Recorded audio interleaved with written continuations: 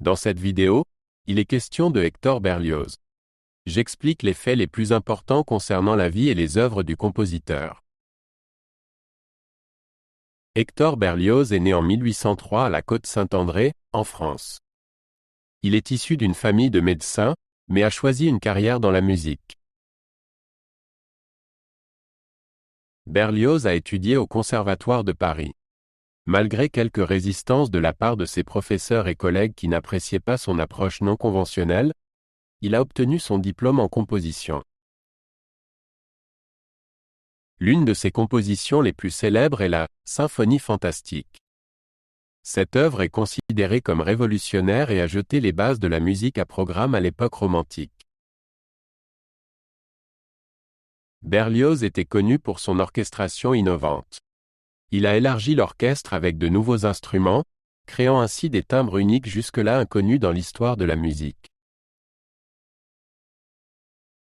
En plus des symphonies, Berlioz a également écrit des opéras comme Benvenuto Cellini et de grandes œuvres chorales comme Requiem. Ces œuvres se caractérisent par leur complexité et leur expression dramatique. Berlioz a été fortement influencé par la littérature, en particulier par les œuvres de Shakespeare.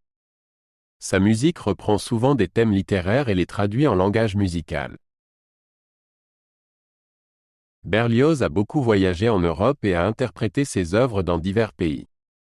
Bien qu'il ait été controversé en France, il jouissait d'une grande reconnaissance internationale. Berlioz est mort en 1869 à Paris. Bien que ses œuvres aient souvent été discutées de manière controversée de son vivant, il est aujourd'hui considéré comme l'un des compositeurs les plus innovants de l'époque romantique.